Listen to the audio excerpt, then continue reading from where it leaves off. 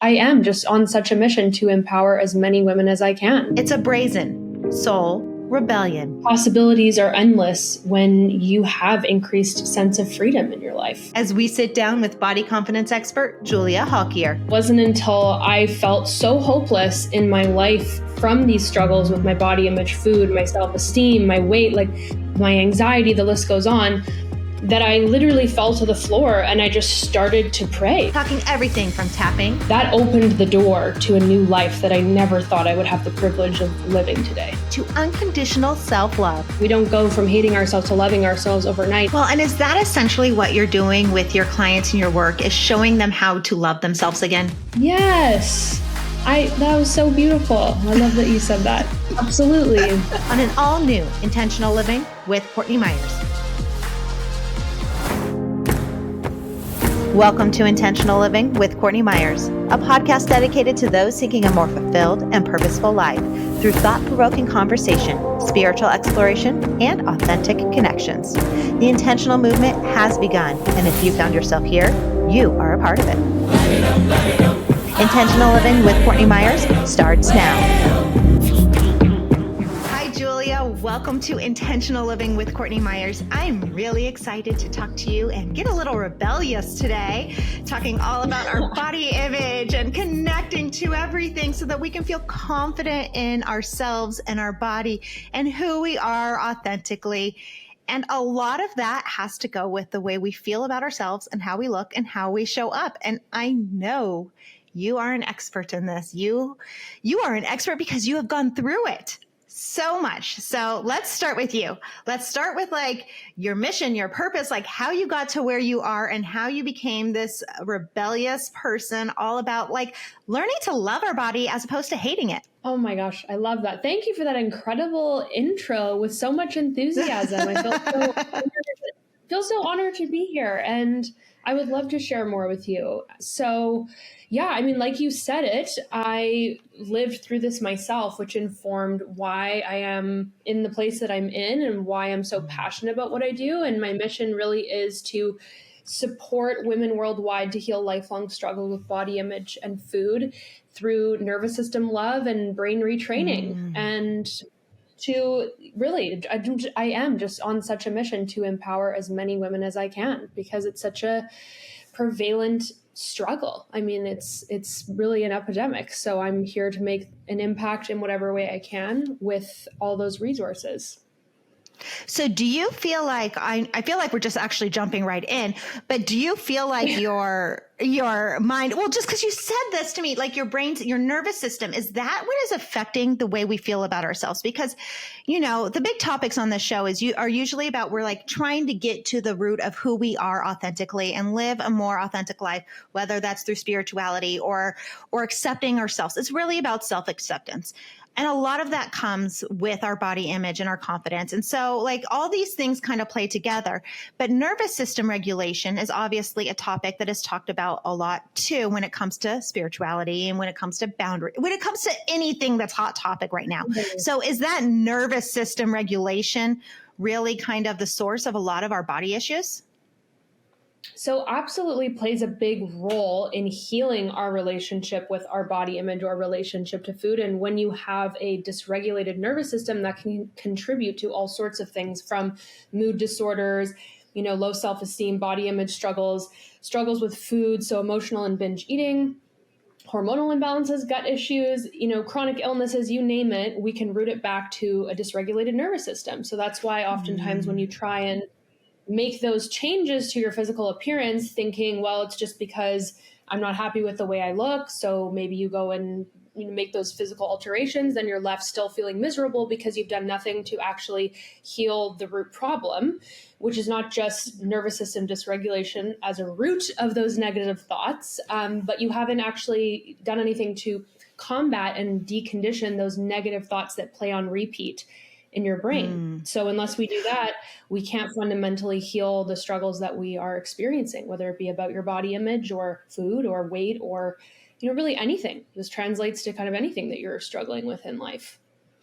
Well, I think I remember a story from, I think my husband told me about it. He was listening to an interview with Lisa Nichols, and she was talking about she had the hardest time losing weight. And it wasn't till she was able to let go of like an unhealthy relationship, like that she was able to finally start dropping it. And like we do these things as a way to protect ourselves. Like if you're stressed out or if you're going through something, your body will naturally hold on to things like weight or things that we might want to get rid of that we think will be happier if we do, because it's our body's way of protecting ourselves. And I don't know if that's we do it in our head or like, I don't know how it all works because I'm in no way a doctor, but I mean, it kind of sounds like there's a little bit of that. And I know, we are completely bypassing your story, and I want to actually get back to the root of that right now in a minute. But like, I just like thinking about it. It's like, this is what probably why you love things like tapping so much, is to help us let go of some of these things that are like really blocking us from realizing our full potential. 110%. You said it. That is absolutely why. And that is what fundamentally changed my life, is understanding how these tools could support me to clear the root problem of what's going on, which can lead to all kinds of symptoms, weight gain being one of them. And as I mentioned, not just that, but things like insomnia, hormonal imbalances, gut issues, all of the above, like anxiety, panic disorder. There's so many things that come along with that, like you mentioned, that activation of our stress response, which can occur whether you're going through a divorce or you simply live a very stressed life, or you're someone who, like me, has suffered from lifelong chronic negative thoughts about my body and myself, which then led me into develop a lot of unhealthy behaviors as a coping strategy. So, yeah. So where did those stem from? Why have you had such lifelong negative issues and thoughts about your body? Yeah, I mean, why does anybody? There's so many reasons why it could be. For me personally, I believe it was in part due to the fact that my mother really struggled with that. So I saw that mirrored back to me. And there's all kinds of generational trauma, of course, that we come into this world with. And then we are also so vulnerable to all the messaging that we ingest from diet culture and the fitness industry and unrealistic beauty standards and the TV shows that we watch and movies. And, the list goes on and on and on. And we're only now starting to really course correct and try to have more positive, accepting, neutral messages about our body and who we are as human beings. But definitely when I grew up, there was none of that going on. It was just a whole lot of the culture of thin is better, thin is best. And if you don't look like this, there's something wrong with you. And when you're not, especially as a young adolescent or child, where most of these issues are stemming, we're not getting the training in school to combat those negative thoughts. And then they just gain more steam and energy, and they become part of fundamentally your identity and who you believe you are in the world. So then we're at a point where we've got all this stuff stacked against us, no tools to help us.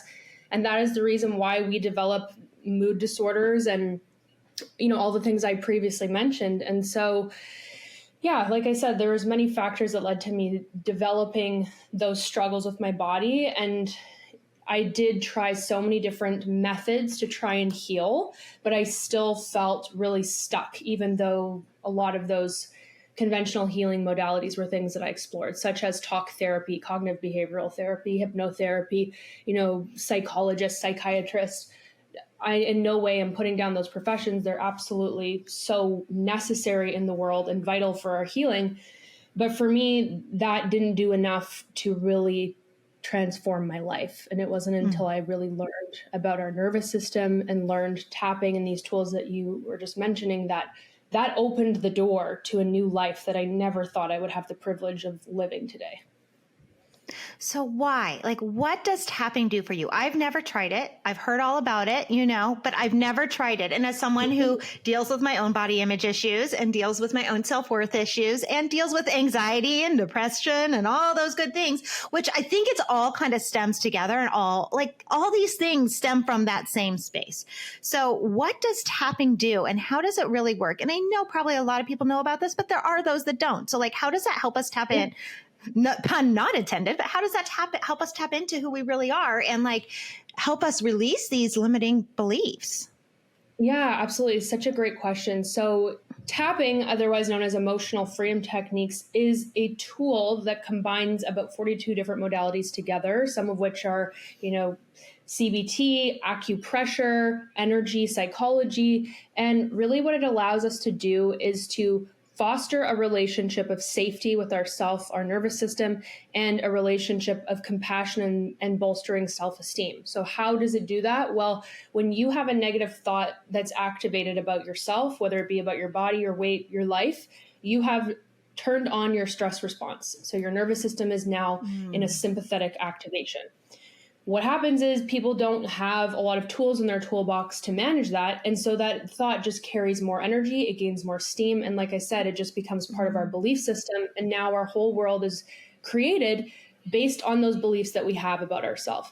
Tapping allows us to take that negative thought, and the tool in itself, when we are tapping and acknowledging whatever that negative thought may be. So even though I have these negative thoughts about my body in this moment, we say, I love and accept myself regardless, or I'm learning how to have love and acceptance for myself.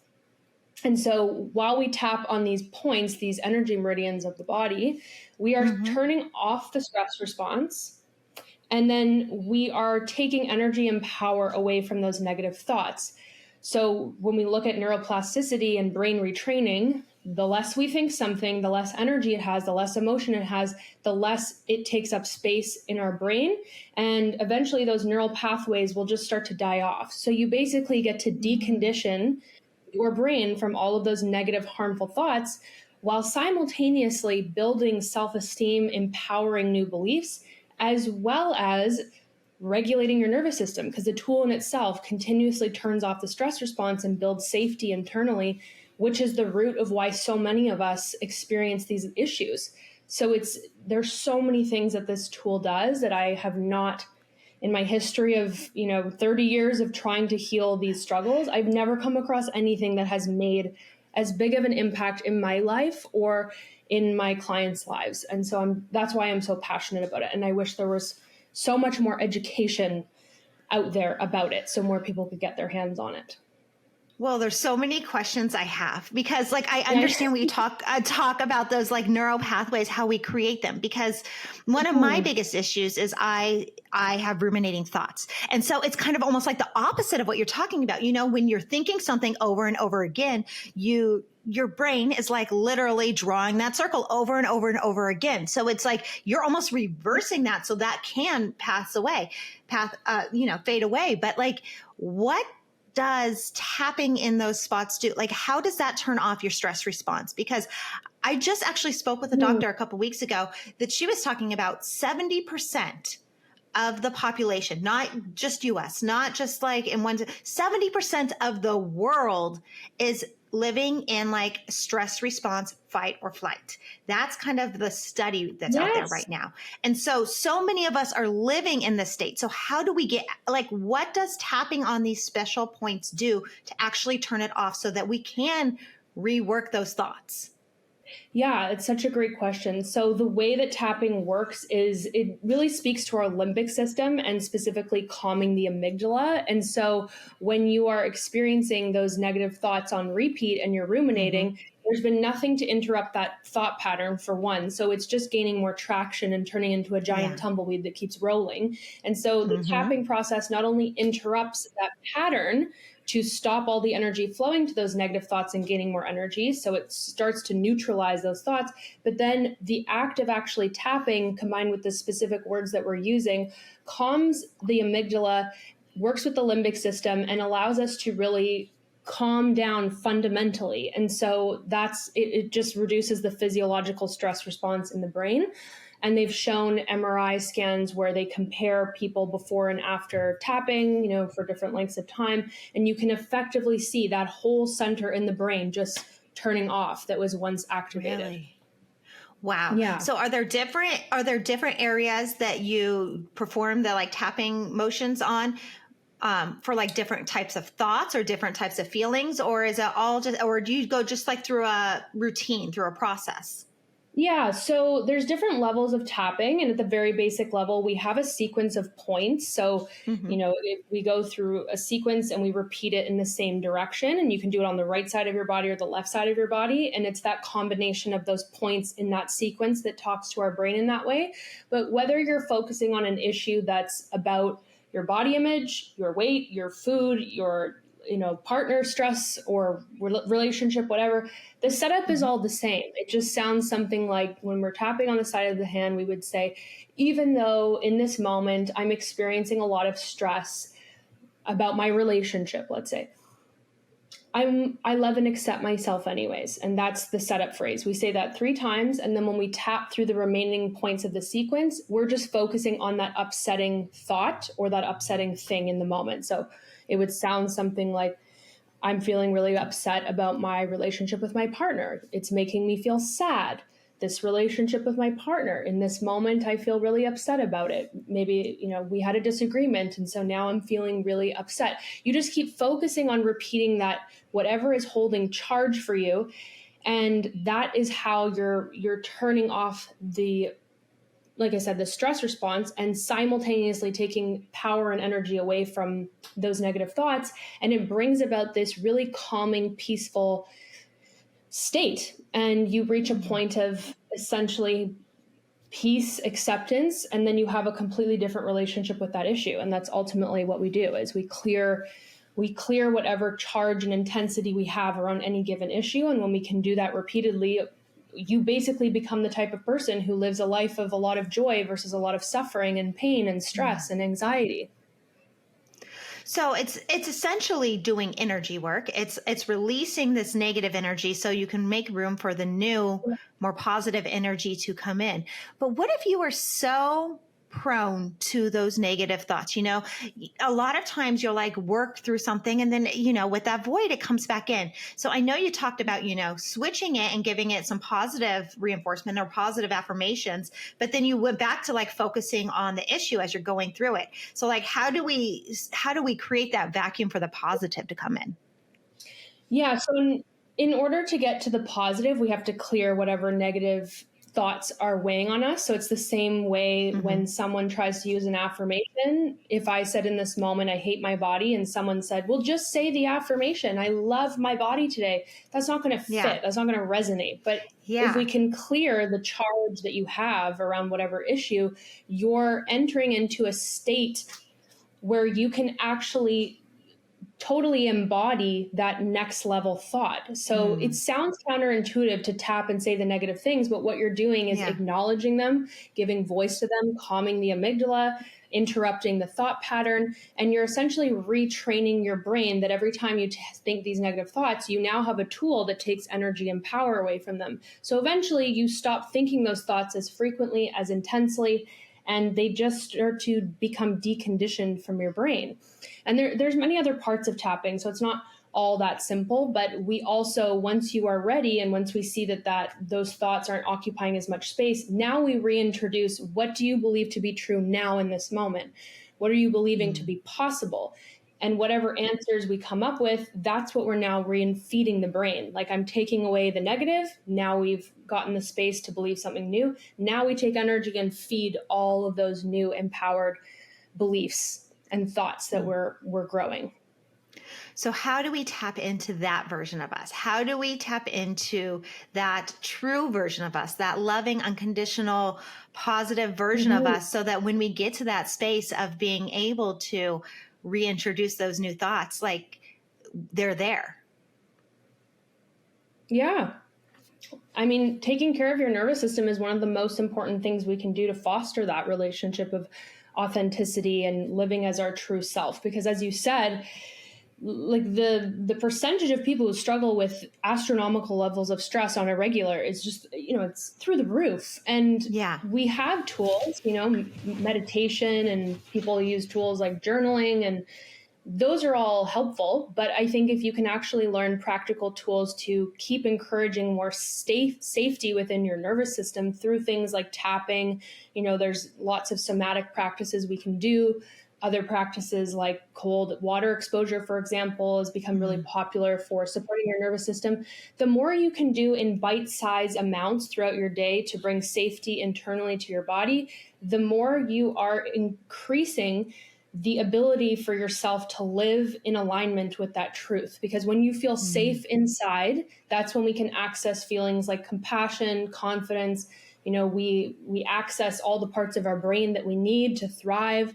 And it's when we're triggered in that stress response that we lose all of that. We lose sight of who we really are. And all of those fear-based thoughts become louder and louder until we get into that freeze state where we're so riddled with fear and anxiety and negative thoughts that we just collapse. And then from there, we really don't know what to do to move forward. So yeah, that's why I really strive to teach a lot of these tools in a very bite-sized way so that people can start really applying them to their lives and start to feel how empowered they can be just with their own hands in creating that level of change to live more and more as their authentic self.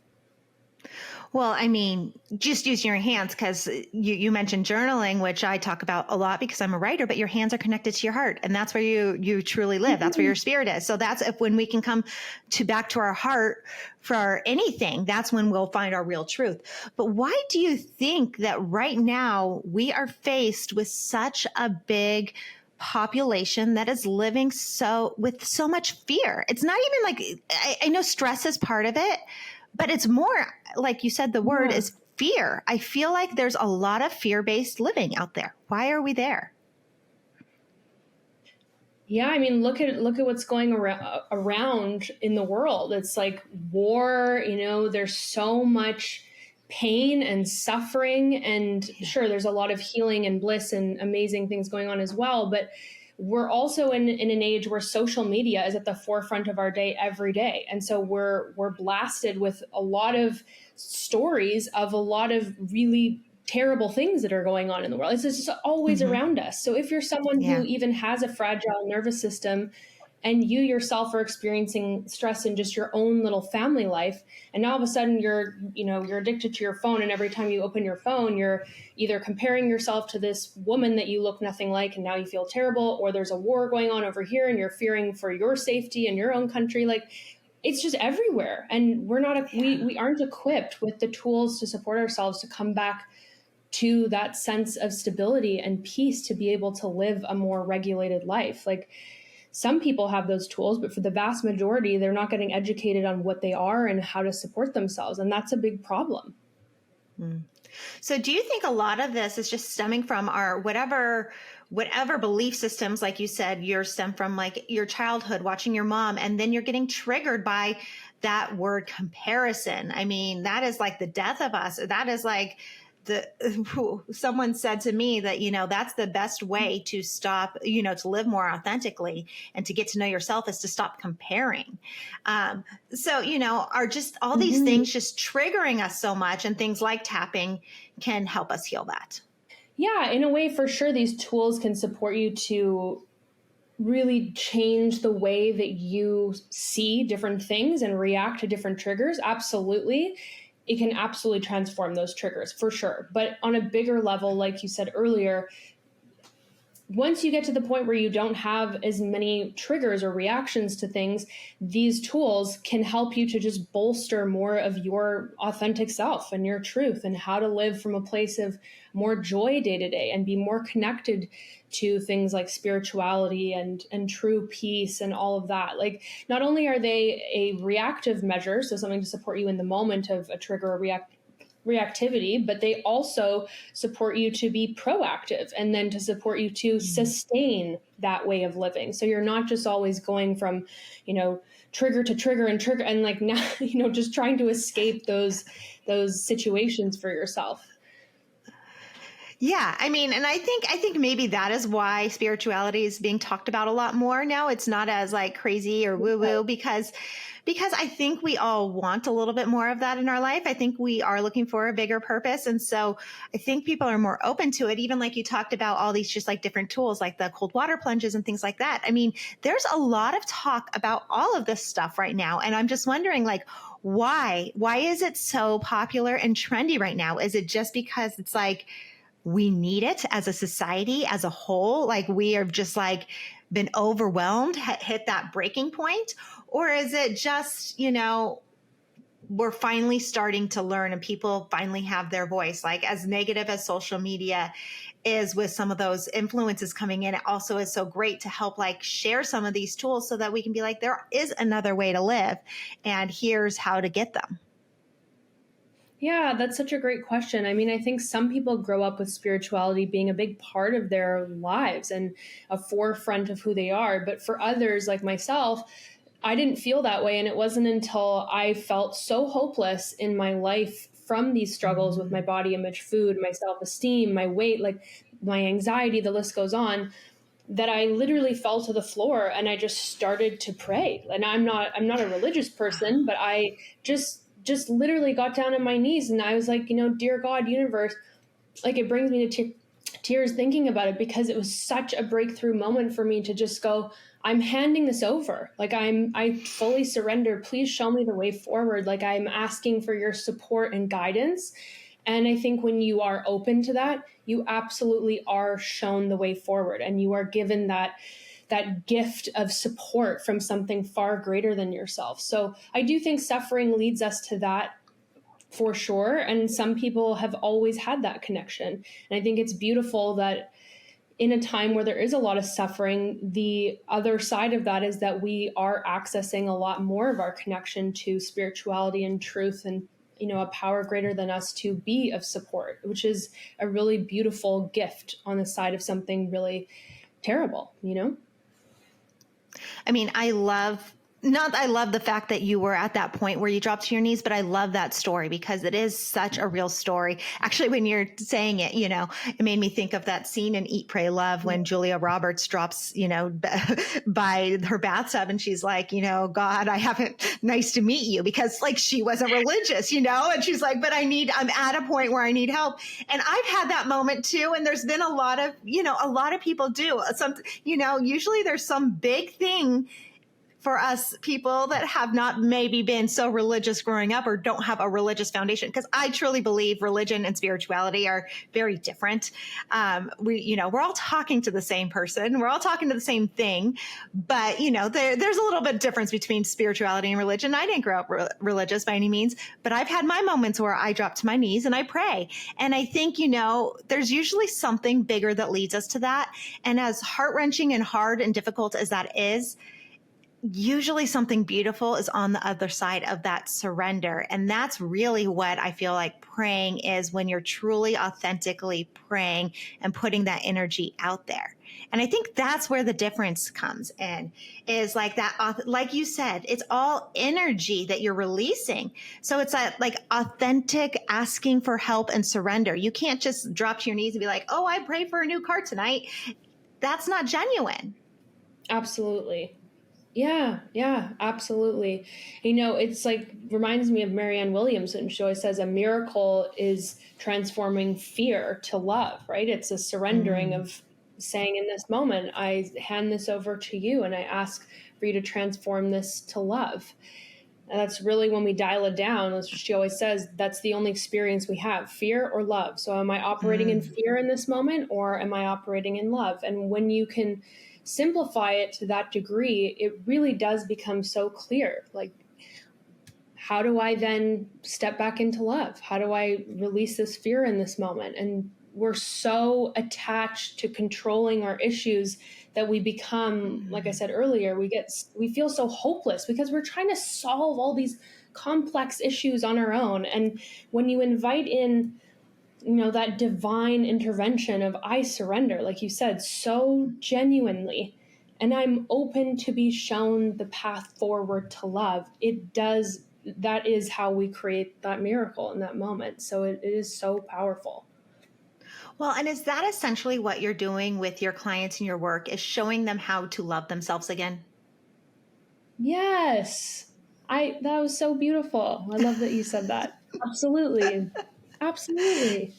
People come in and they think initially, well, they do know I want to have more love for myself, but it's still conditional. When I first start working with people, it's often so conditional to, well, once I let go of my struggles with binge eating, or once I lose the weight, then I'm finally going to love myself. And it's, as long as we make our love for ourselves conditional, we're always going to be prisoners to that. And so that is what I am here to do, is to help people to truly surrender and to come back into love, genuine love for themselves, acceptance and love. And if I can help someone to achieve that, oh my gosh, it's like my greatest life's mission has been fulfilled.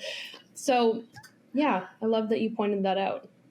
But I love that idea because, so many of our issues, especially around body, come from a place of not liking ourselves or not loving ourselves. And when you're in that space, it's really hard to find things to love about yourself. And it's really hard to bring that love in, when I know that that's what we need to do. We need to love ourselves to be able to pass these issues. But bringing in that condition on, like, once I do this, that's actually just stepping outside of ourselves. That's putting our love or self-worth outside of ourselves. Once I lose this weight, I'm going to feel lovable, is what we're saying, versus like, no matter what I look like, I am lovable.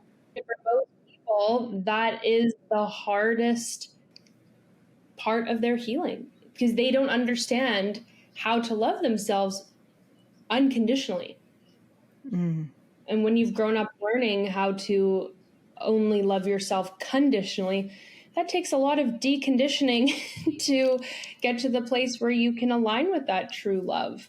But when we get there, and not to say that anybody lives their full life experience in that place all the time, like that, but if you can get to the place where you're spending more and more time in that energy of true acceptance for self, compassion, unconditional love, you live a very different quality of life. And that's what I'm here to help people with.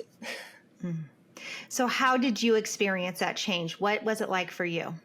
Yeah, I mean, after living a life of complete conditional love with myself and my body, I saw how all of those methods of trying to heal and fix myself led me further astray and into more conditional love. So, for example, like another diet or intermittent fasting, or now doing HIIT training or hiring a personal trainer, or I've mentioned before, I got plastic surgery on my breasts when I was 20 because I was so insecure about them. And I thought, sure, if I change that, I'm going to now feel this love for myself because I've tried to perfect this other little imperfection that I think I have. And it just pushed me further and further into that deep hole of self-loathing and never enoughness and pain. And so it was that moment of surrendering that I shared with you, where I got down on my knees and said that prayer, that it opened the door to a completely different wave of healing for me, where I just continuously would surrender. In any moment I felt anything but love, I would just hand it over, and I would just ask the universe to guide me to a place of love. And sure enough, then tapping was led to me through a friend who introduced me to it. And that was the next step on my healing journey. And that began a journey of learning how to truly love myself unconditionally. And that tool was so instrumental in my healing and shedding the attachment to diet culture and the fitness industry and needing my body to look a certain way. And just, really helped me to develop my self-esteem and self-worth and truly self-love. And then from there, as that strengthened more and more, I witnessed all areas of my life start to change around me. Because when you really love yourself, you live very differently, like I said. And from there, different modalities, different tools were shown to me, I believe, guided to me on my path, and I welcome them with open arms. And it's only just helped me evolve and grow and experience more and more joy every single day, and become further and further away from the suffering. And now I have the tools that I have, which have afforded me to live the life that I lead. And because I healed, I'm not fully healed. I would never say that. I don't think any human is fully healed of anything, but it's afforded me the ability to now teach others how to get to that same place of increased freedom, increased joy, increased love, through these empowering methods. And that's really what led me to where I am today and why I do what I do. Well, I mean, it really does come back to that unconditional surrender. And then I think there's also the baby steps, like, because also had another conversation about this. It's like, it's really hard to go from, I hate myself to I now love myself. So sometimes you gotta hit, you gotta like, and we actually were talking about weight loss, and she's like, I can't say I love my thighs or I love this or I love that. Sometimes I just gotta be like, I like my ears. Like, I like my knees. It was really like funny, cause like you have to find like something small to latch onto sometimes in these moments. So, I mean, tools to help regulate our nervous system, but then we do have to find a way, I think, to start to build in that love for self in some way to rebuild that self-worth. We have to start somewhere. Absolutely. I mean, you can use the tools, but it's also so important, just on this journey to be getting the right support, right? Because it's exactly what you mentioned. We don't go from hating ourselves to loving ourselves overnight. It's a journey. And with that journey comes a lot of non-linear healing and panic. And it's not this like beautiful, glorious thing of rainbows. Like it is painful, but also very rewarding. So having the right expert support and community around you in healing is so important. And also the support to help you notice what I call like the subtle noticings, right? So we expect on our healing journeys a lot of times, well, if I do this, then in a week's time, I'm going to lose weight and I'm going to focus on that as my metric of success, right? And we're so programmed to view that as our main metric of success because of diet culture and all these things. But really, if you can take a zoom out and start to look at your life from like an eagle lens, I wonder what would happen if you started to really notice, become an expert in noticing those subtle little shifts in your life that might indicate that you're healing. So what about, for example, your sleep, or how you interact with your partner this week, or, how you transitioned out of work into dinner? Like it can be anything, but the healing work that we do on ourselves has a ripple effect into every area of our lives. And whether weight is a part of the plan for you and your healing, that is usually one of the very last things to change, because as you mentioned, it's attached to safety. So if we can notice how we're building increased moments of joy in our lives, or neutrality, like you said, maybe it's not joy, but I felt more neutral towards my thighs today, or I didn't feel this intense charge of anxiety. I felt it lessened. Those are all really important to notice, because those create our huge transformations when stacked together. But we're so quick to deny that and just to not even be open to seeing that. So when we're trying to build our body confidence, it's actually, or our body image, or lose weight, any of these things, you actually consider it a healing journey. It's not just a physical journey, it's a healing journey. And so the metrics of like getting on a scale or do these pants fit differently actually are deterring us or leading us astray in what results we might actually be getting. 110%. Yes. I don't believe in any kind of tracking of weight or measurements or any of that as a form of our healing progress. And in fact, just like you shared, the more attached you are to that as an outcome in your success, the more you are actually pulling yourself away from that objective. Because as soon as you turn into weight as a metric for success, you know what this sounds like. Your everyday goes, well, have I lost the weight? Oh my gosh, I just put the pants on, they're still tight. Oh my gosh, these measurements, what about this? I don't like what I see in the mirror. And so you're operating over and over and over and over again in that stress response we talked about, which increases our cortisol. Cortisol increases our sugary food consumption and cravings, and it really downregulates our metabolism, our quality of state. Like, you're doing so much to pull yourself even away from that goal of weight loss that it's just, this is why I always encourage people to take it off the table. And I fundamentally don't believe that weight should even be a part of our conversation on the healing journey. But when people have that as a goal, it's like you really have to take it off the table if you even want to support yourself to experience healthy, sustainable weight loss. Otherwise, you will always be a victim of that panic cycle and you'll never get off of it. And your life will become very predictable in that, panic, restrict. Now I'm binging as a result of that chronic restriction, repeat. You know what I mean? Well, and it's a horrible cycle to be on. It's one I've been on my entire life as well, I mean, and one little thing can just totally ruin your day. You're restricting yourself so much. You're all consumed by whatever it is. And then you don't see those results like the scale dropping or the pants fitting or something like that. And then you're just beating yourself up about it, or you're like, what the, what? Like, why am I even doing this? Why am I torturing myself? And then you go to the other extreme. Like, it is such it's almost like, I want to call it like psychological warfare. It is not healthy for us. So I love that you're talking about like creating this journey to love yourself, and body confidence is a journey of healing. It's not a journey of what do I look like? What does the scale say? Or how much weight have I lost? Absolutely. That's exactly what I focus on. And it is a journey in steering people away from the fixation on weight loss, because again, that's just so part of our conditioning. I'm only worthy when I'm this size. And when I lose the weight, I'll finally be happy, or I'll finally get the job, or everyone fills in that blank of when I lose the weight, then I'll. So to release that grip is really challenging for people. But when you do, my goodness, the freedom, the increased sense of peace and joy, and like you said, truly living your life, because you're no longer a prisoner to this psychological warfare that just dominates your everyday reality.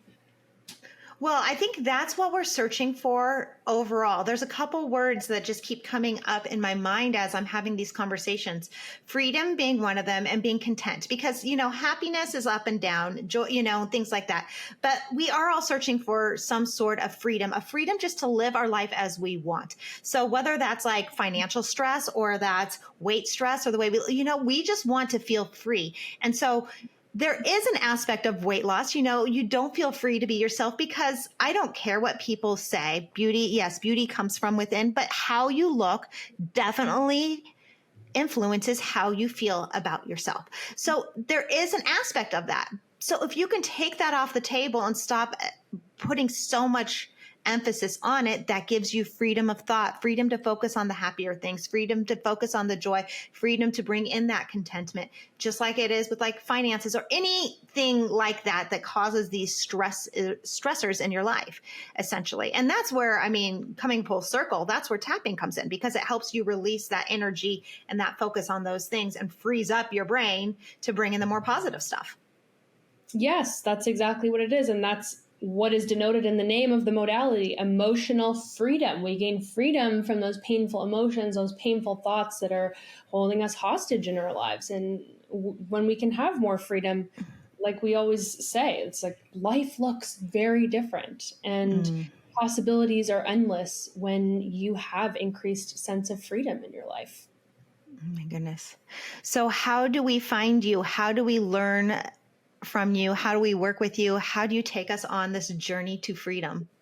Well, I would love to take you on the journey of freedom. I love TikTok, to be honest. I know that may be controversial, but I love TikTok because I find it's such a great platform for me to teach on, because there's just, these quick little videos and tips, and it's really accessible. I feel like it reaches a lot of people. And so you can visit me there, and there's lots of different content on there that you can learn, bite-sized moments of education on all the things we discussed today. I have a YouTube channel for more in-depth training. So if you want to spend a little bit more time with me, and if you are curious about stepping hand in hand with me on this journey to healing and freedom from your struggles with body image, weight, and food, then you can absolutely schedule a call with me, a complimentary consult call, and I would love to spend more time with you and learn how I can support you on this journey. Well, thank you so much, Giulia. I love hearing all about this. And I know it's out there, the stuff about tapping, but to me, it's new, and I've always been interested in it. And, it's really fascinating how it can just really help us release things. And I think if we, all of us can gather these different tools and these different modalities and find out what works for us, we can all find that freedom and healing that we're searching for, because I think a lot of us are. Yeah, absolutely. I love that. And that nothing is a one size fits all, right? So it's so important to educate yourself on what you think might work for you. And that's where I was at. I just didn't fit into the box of what conventional healing looked like, and I was hungry for something that would support me to connect more deeply with my true self, and that's what I found on this journey. So if that sounds like something you're up for out there, then for sure, just explore. Well, I'm like, what is conventional healing? Honestly. Well, it's like what we talked about. I mean, I think mostly talk therapy, which I think, as I said, a lot of people now find that that's not enough for them. It's for sure helpful in so many ways, but I think we really expanded in our consciousness in what we're needing now for our healing, and that's what we were talking about today. Well, I mean, I've been through years and years of therapy myself. I think it serves its purpose, and it can open you up to where the source or root of some things are. But then there needs to be another step. I definitely agree with you. There's always another step beyond it, because if you're just sitting in therapy talking for years, and I think it's great to have a trusted person you can go through things with. But if you're sitting for therapy for years and years, all you're doing is creating those, what did you call it, the pathways in your brain. You're just reinforcing them if you're talking about the same shit over and over and over again. You said it. That's 100% right. I mean, I'm all for therapy. You just get really tired. Yeah. I'm saying that's the thing. Like, I spent 20 years there, like, got a lot of my time and money, and I don't regret a second of it. It was very valuable, but everyone gets to the point on their healing journey, like you said, where the next evolution is required for your healing, and that's what led me to where I am today. Yeah, we have to graduate to doing as opposed to just talking. But oh my goodness. Well, thank you so much, Giulia, for spending your time with me today and teaching me a little bit about it. I'm very fascinated, and I think it's wonderful. Thank you so much. It was such a joy to be here. I loved every second of it. And that's it for today's Intentional Living with Courtney Meyers. Thank you so much for listening. And thank you, Giulia Halkier, for joining me in such a great conversation all about tapping into who we truly are and using tapping as a tool to help regulate our nervous system and live a life that we really want to live, full of joy, love, contentment, all the good things, releasing that fear, releasing the anxiety, and releasing those limiting beliefs or anything that's really holding us back from really living in our truth. If you want to work with Giulia, I'll put all the information of how to get in touch with her in the show notes below. And as always, you can find Intentional Living with Courtney Meyers and Intentional Media on our website at CourtneyMyers.com. That's where you'll find our books, courses, and so much more. I hope to talk to you soon. Bye.